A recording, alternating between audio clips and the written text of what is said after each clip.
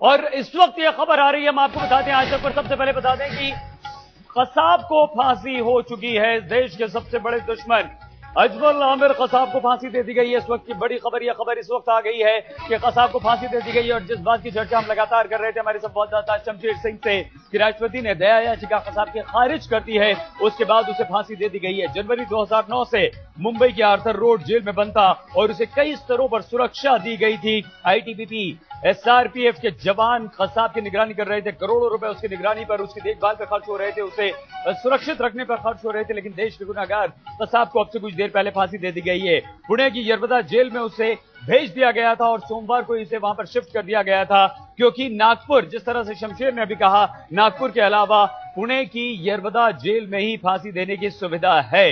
मुंबई हमले का ये दोषी कसाब, इसकी दया याचिका और खारिज कर दी गई है। साहिल जोशी हमारे संवाददाता सीधे मुंबई से इस वक्त हमारे साथ जुड़ चुके हैं। साहिल, क्या खबर, कब दी गई कसाब को फांसी? देखिए, सोमवार को कसाब को येरवडा जेल शिफ्ट किया गया। येरवडा जेल कन्विक्टेड लोगों के लिए जेल माना जाता है, लेकिन अब तक उसको आर्थर रोड जेल में रखा गया था और उसको माना जा रहा है कि आज सुबह के वक्त फांसी दी गई है। हमारे सूत्रों का कहना है कि बड़े ही शांति से ये ऑपरेशन किया गया, सीक्रेसी रखकर ये ऑपरेशन किया गया ताकि किसी भी तरीके से बवाल न बाहर फैल सके। आपको पता ही है कि मुंबई में लाखों लोगों का हुजूम आ चुका था बाला साहब ठाकरे के निधन की वजह से, और ऐसे वक्त पुलिस ने ये पूरे ऑपरेशन को करार दिया है। बड़े ही चुपके से आर्थर रोड जेल से, जो मुंबई में स्थित है, वहां से उनको येरवडा जेल लाया गया।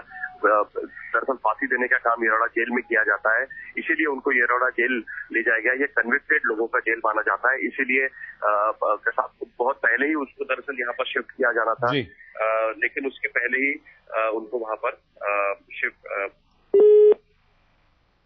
साहिल का संपर्क हमसे इस वक्त टूट गया है, लेकिन हम आपको बता दें इस वक्त की सबसे बड़ी खबर यही है कि कसाब को फांसी दे गई है। ये वो कसाब है जिसने मुंबई पर अपने साथियों के साथ हमला किया था और कई बेगुनाहों की जान इसने ले ली थी। उसके बाद इस पर केस चला।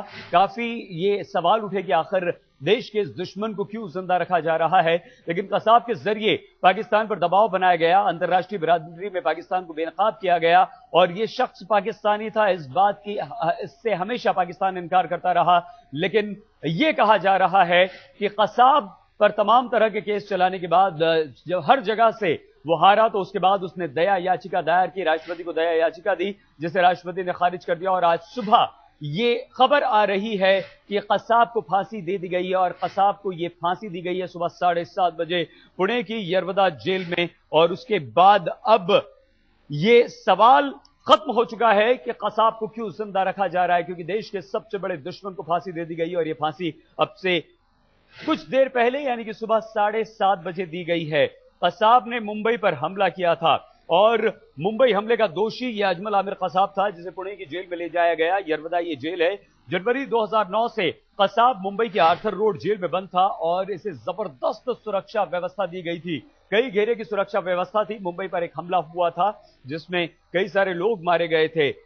आज सुबह यह खबर आई थी जिसमें कहा जा रहा था कि कसाब को किसी भी वक्त फांसी दे दी जा सकती है, लेकिन हम आपको बता दें कि गृह मंत्रालय ने राष्ट्रपति से सिफारिश की थी कि कसाब की दया याचिका भी ठुकरा दी जाए। सुप्रीम कोर्ट ने अगस्त में कसाब को फांसी की जो सजा थी उसे बरकरार रखा था और मुंबई पर जो हमला था वो मुंबई पर ही नहीं, सिर्फ देश पर हमला था और इसके लिए दोषी कसाब को फांसी के अलावा कोई और विकल्प था भी नहीं। पूरा देश ये इंतजार कर रहा था कि आखिर देश के सबसे बड़े दुश्मन को कब फांसी दी जाती है। इसके बाद सितंबर में राष्ट्रपति से दया याचिका की थी इस कसाब ने एक बार फिर से। साहिल, क्या आप हमारी आवाज सुन पा रहे हैं? सुबह 7:30 बजे के वक्त सईद ये फांसी दी गई है और दरअसल येरवडा जेल जो शिफ्ट करने का पूरा काम था, जो मैं बता रहा था, वो काफी सीक्रेसी में किया गया। इससे पहले भी आपको याद होगा कि जो 9 टेररिस्ट जिनको मार दिया गया था मुंबई पर, उनकी डेड बॉडीज को दफन करने का काम भी उसी सीक्रेसी से किया गया था। आमतौर पर हमने देखा है कि इस तरीके के इंटरनेशनल दर्जे के टेररिस्ट को फांसी देना या उनकी डेड बॉडी को दफनाना, ये काम काफी सीक्रेसी से किया जाता है ताकि कोई उनका स्मारक या उस तरीके की चीज ना हो सके। हमने देखा कि ओसामा के ऑपरेशन में भी काफी सीक्रेसी मेंटेन की गई थी और ओसामा बिन लादेन को कहाँ दफनाया गया है, कहाँ उनको समुद्र में कहाँ उनको ये किया गया है, उसके बारे में जानकारी खुलकर नहीं दी गई थी। उसी तरीके से कसाब को आर्थर रोड जेल से निकालकर येरवडा जेल लेके जाना और आज सुबह 7:30 बजे कसाब को फांसी देना, ये पूरा काम जो है काफी सीक्रेसी मेंटेन करके किया गया है और जाहिर सी बात है कि महाराष्ट्र पुलिस ने इसमें काफी अहम भूमिका निभाई है। जी बिल्कुल। साहिल, ये जो मुंबई हमला था, वो हमला आज भी अब हम सबको चिंतित कर देता है। वो इस देश पर सबसे बड़ा हमला था और इन आतंकवादियों ने, जिनमें कसाब जिंदा बचा था, कसाब की फांसी का इंतजार पूरा देश कर रहा था। साहिल, गुपचुप ही दी गई फांसी, लेकिन जिस तरह से कसाब को फांसी दी गई है, क्या अब ये माना जाए कि कोई आधिकारिक तौर पर इस बात की पुष्टि आज ही हो जाएगी? जल्द ही किसी तरह की कोई संभावना की सरकार की तरफ से इस बारे में कोई जानकारी दी जाए? कोई और जानकारी आपको मिल पाई है साहिल? रखा है।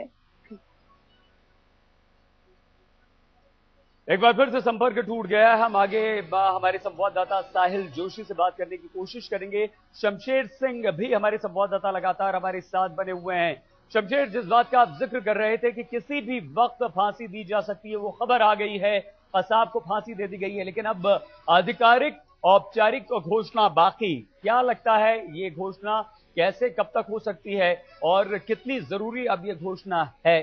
शमशेर जी देखिए सईद, ये एक बहुत बड़ी, आप ये कह सकते हैं, जैसा मैं कह रहा था कि आम देश के जनता के लिए, आम लोगों के लिए ये एक बहुत बड़ी खबर है, बहुत अच्छी खबर है और सरकार के लिए भी एक अच्छी खबर है। तो जाहिर सी बात है इसकी औपचारिक घोषणा की जाएगी, लेकिन फांसी जिस तरह से, फांसी का पूरा ये कहें कि पूरी तैयारी की गई थी, जो पूरा प्लानिंग की गई थी, वो बेहद ही गोपनीय तरीके से की गई थी। और यहाँ एक चीज और मैं बताना चाहूंगा कि इसी सप्ताह पाकिस्तान के जो इंटीरियर मिनिस्टर थे रहमान मलिक, उनको भारत आना था और भारत की तरफ से उन्हें मना कर दिया गया। इसको सीधे तौर पर आप इस फांसी से जोड़कर देख सकते हैं, क्योंकि अगर कसाब को फांसी का समय तय था, ऐसे समय में पाकिस्तान के किसी मंत्री का यहाँ होना, खास करके इंटीरियर मिनिस्टर का, वो कहीं से भी उचित नहीं होता, अच्छा संदेश नहीं जाता। हालांकि वजह कुछ और दी गई है, लेकिन जब ये तमाम चीजें अब सामने आ रही है कसाब, तो जाहिर सी बात है सरकार ने इसी वजह से उन्हें मना किया था।